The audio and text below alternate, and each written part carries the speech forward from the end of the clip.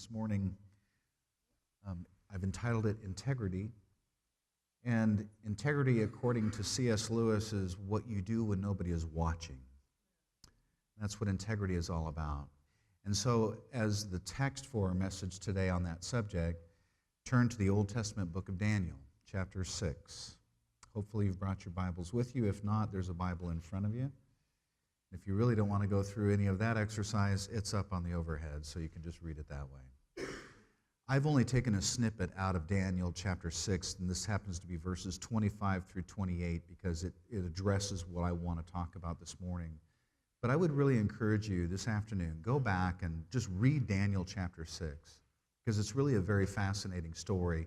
And I'm not going to touch on all the nuances associated with the story, but what you understand in reading through that, there's a lot of political intrigue going on in which Daniel was essentially threatening a particular power base at its time, and they decided to draft a law to make sure that David would get caught up in it and then killed, problem solved. And I'm not suggesting that I'm drafting lessons based upon political contexts and based upon current events. I don't know that that's necessarily the best way to teach. But then again, I'm not a preacher, I'm just a teacher, and so I teach lessons that are interesting to me and that help me to learn and hopefully help you as well. Daniel chapter 6, verses 25 through 28. Then King Darius sent this message to the people of every race and nation and language throughout the world. Peace and prosperity to you. I decree that everyone throughout my kingdom should tremble with fear before the God of Daniel. For he is the living God, and he will endure forever. His kingdom will never be destroyed, and his rule will never end. He rescues and saves his people. He performs miraculous signs and wonders in the heavens and on earth. He has rescued Daniel from the power of the lions. So Daniel prospered during the reign of Darius and the reign of Cyrus the Persian. I'm not telling you something new, but to put into context the subject of integrity today, the public arena is probably not the easiest place to start from scratch in an effort to become a person of integrity. Hopefully you already are. But trying to start that process in a very public arena is probably not the best way to get started. One reason is that, let's say in our culture, much like Daniel's, it's not always true that when we do wrong, we will be punished, and when we do right, we will be rewarded. At times, the reverse actually seems to be true, challenging our commitment to do what is right, even though we may not be rewarded. In fact, in Daniel's case, doing the right thing wasn't rewarded. In fact, in Daniel's case, doing the right thing was actually being punished.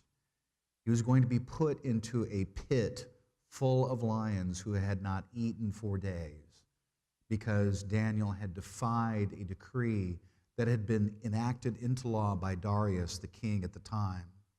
In fact, in the Mede and the Persian Empire, once the king issued the order, you couldn't take it back. It was in effect forever, or at a minimum for 30 days. But just when the situation looked absolutely hopeless for Daniel, he was delivered from death. Because in Daniel chapter 6, verse 23, it says the following: because he believed in his God.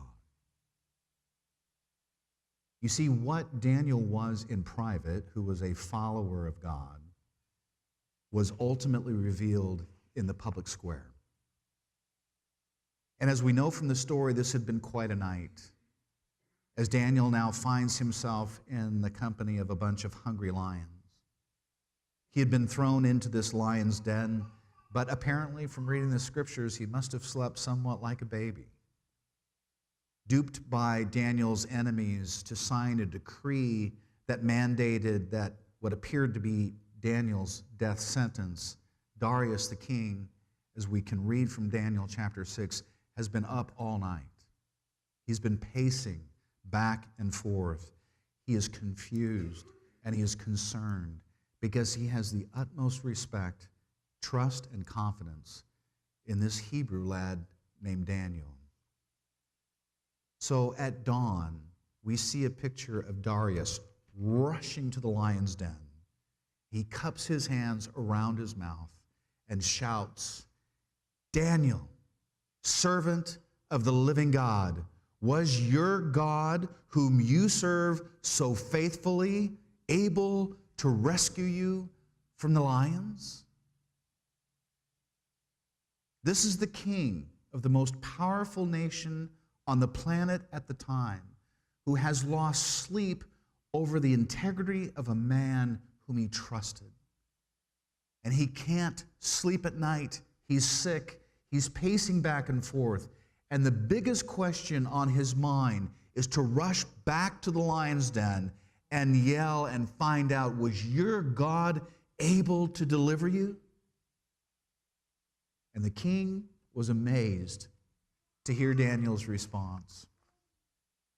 I'm imagining that Daniel probably kind of stirred, maybe rubbed his eyes a little bit, stretched out, let out a yawn, probably took some of the fur off of his head because it had been pillowed on one of the lions sleeping next to him that night. And here's what he says. "Long live the king. My God sent his angel to shut the lions' mouths so that they would not hurt me. For I have been found innocent in his sight, and I have not wronged you, your majesty." And I think, church, that the king's question of Daniel is the question that our culture is asking today. Is the God whom you and I serve able to deliver us? You see, Daniel had kept his faith in God, which was a mark of true integrity that had been rooted deep in Daniel's own private world. You'll understand by reading through the book of Daniel that Daniel prayed 3 times a day, morning, noon, and night. And I'm not necessarily suggesting that we adopt Daniel's policy, although that would be a fine one. I'm not suggesting that we pull time out of our day and sit down and pray, because prayers of length are equally as effective as prayers of shortness. If you remember, kind of going off the track for a moment, in the book of Nehemiah, it's the shortest prayer I've ever read. Remember, Nehemiah wants to talk to the king because he wants to go back to Jerusalem and rebuild the walls that had been destroyed. And he's the cupbearer to the king. And apparently he had a long face that morning, and the king said, "Nehemiah, what's wrong?" And what you'll read before he gives an answer to the king, he says, "Help me." Short, to the point, and powerful. So I don't know if you want to adopt in your own lifestyle a prayer life like Daniel. It worked for him, and it may or may not work for you. But what is most important is that Daniel's integrity, who he was as a person, began at home, began in private, began with a discipline, began with a relationship with God.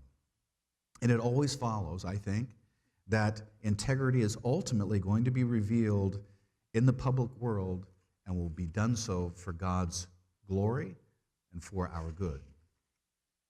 And I think there's a lesson to be learned here. Daniel was in the lion's den not because he had done wrong, right? Daniel was in the lion's den because he had done right. And we all know people, I think, who, like Daniel, have paid a price for actually doing what is right.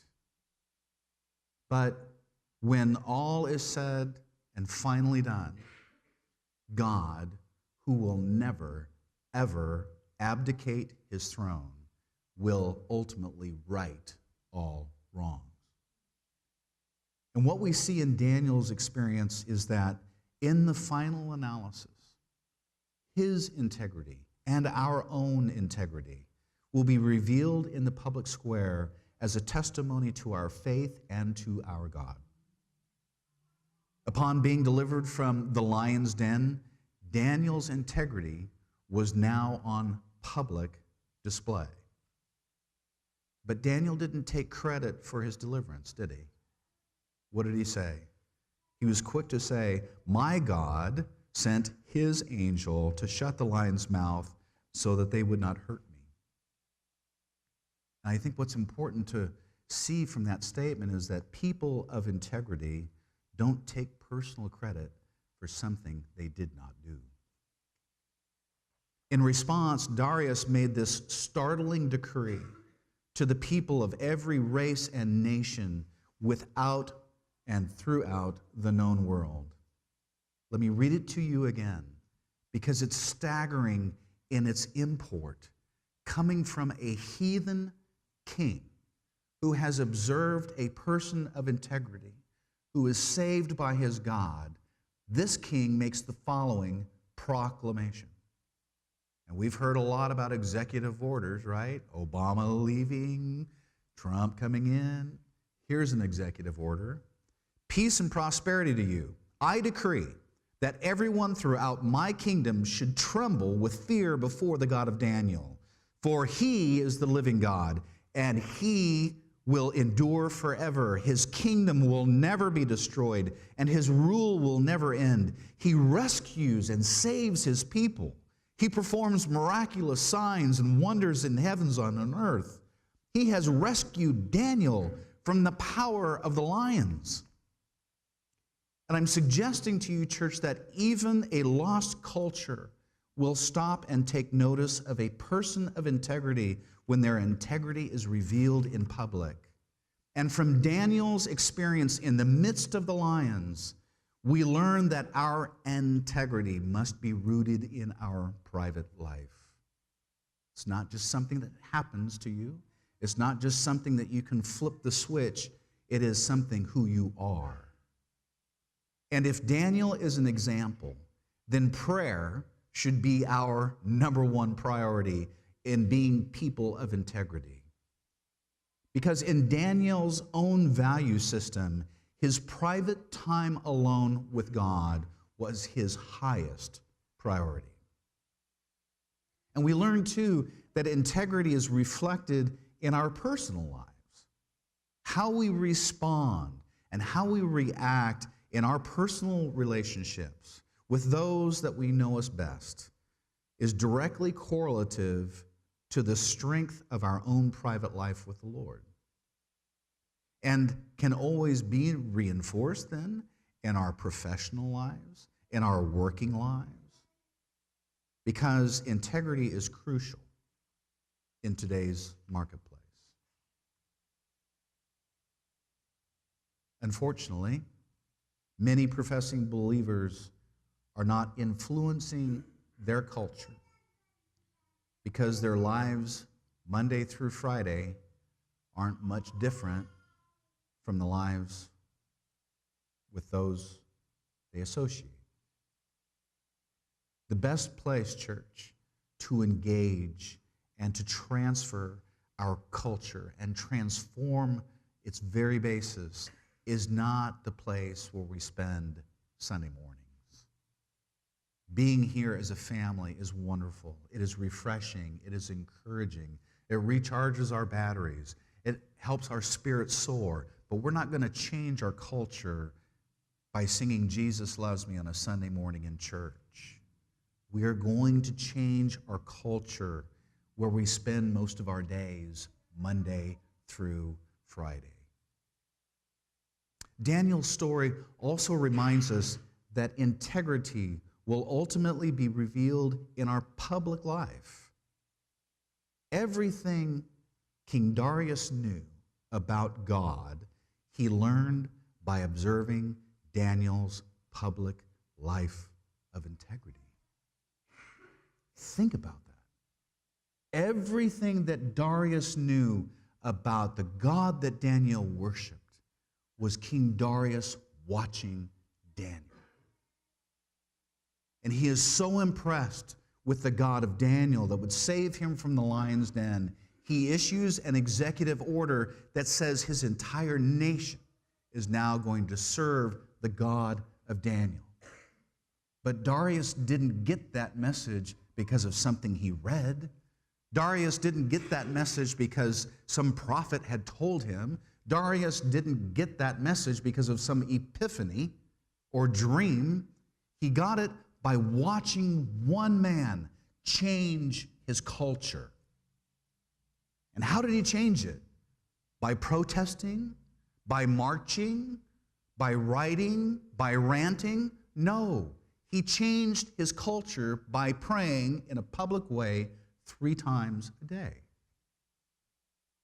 Daniel was so committed to his prayer life that nothing was going to change that, and everything sprang from that. And because of that, Daniel could be a person of integrity whose life was so transformative for a heathen king that the king would issue an edict saying, "From now on, my people are going to worship your God."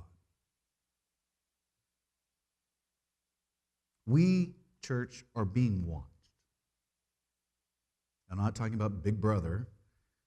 We're being watched by people with whom we come into contact every day.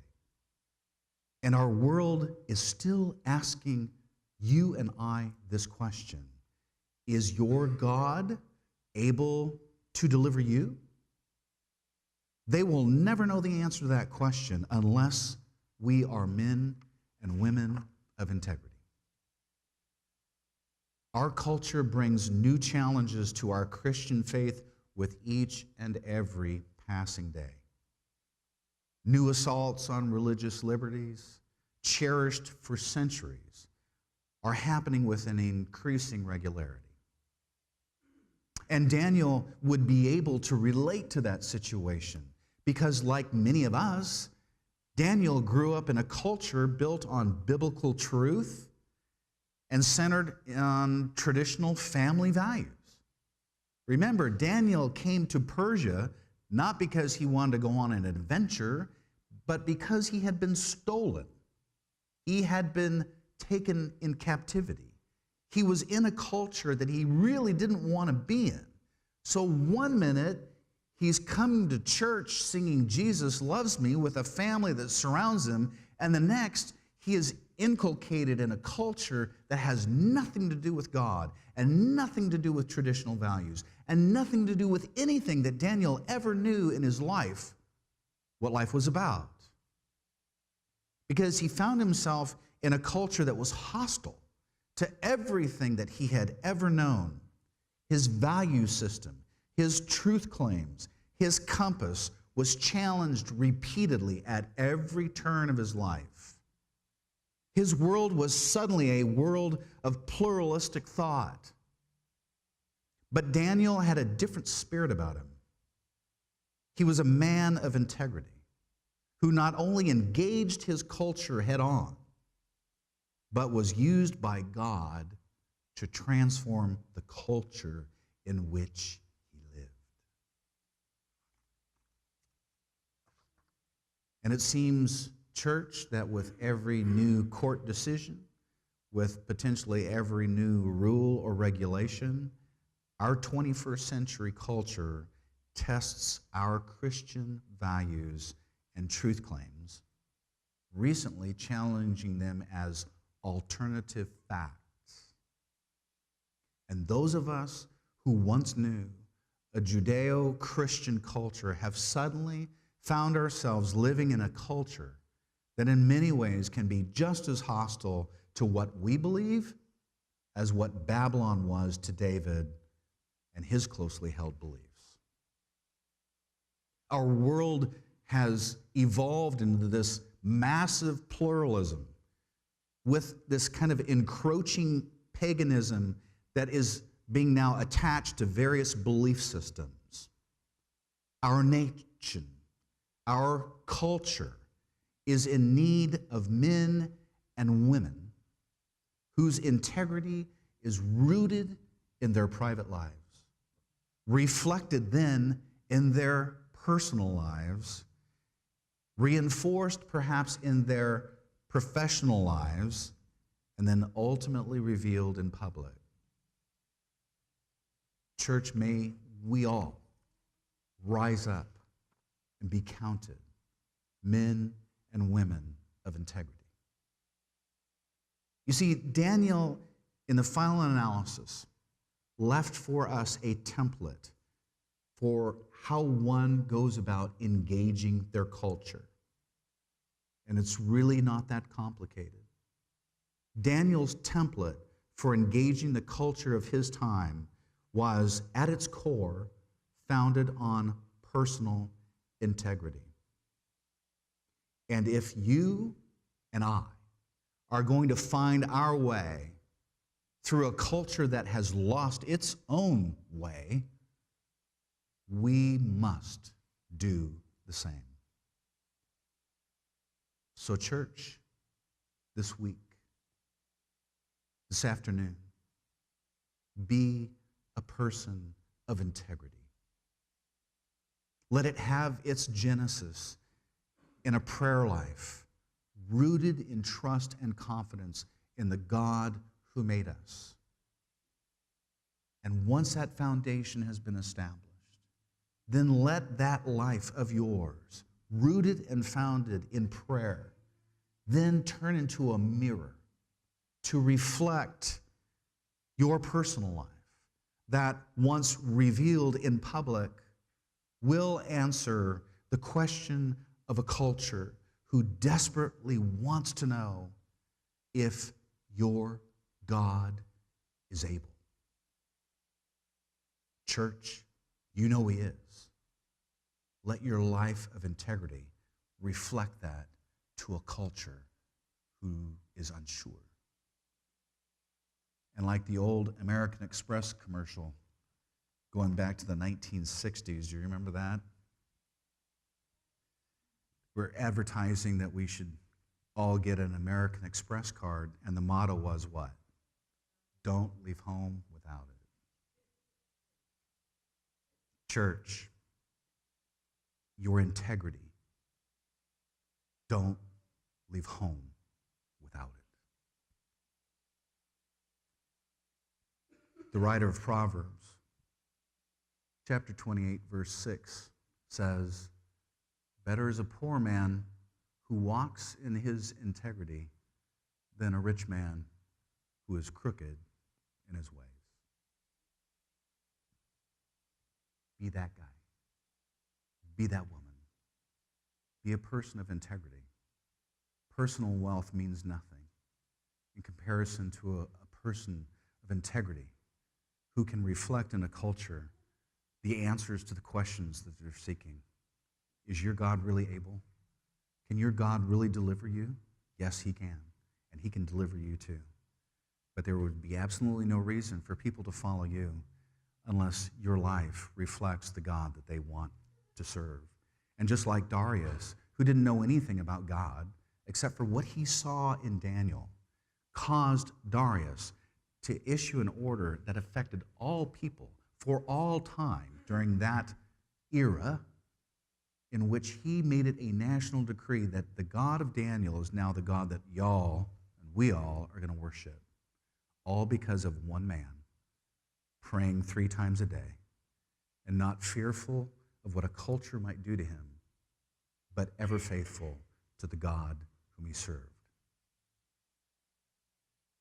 Be Daniel and change your culture. Let's stand and sing this next song.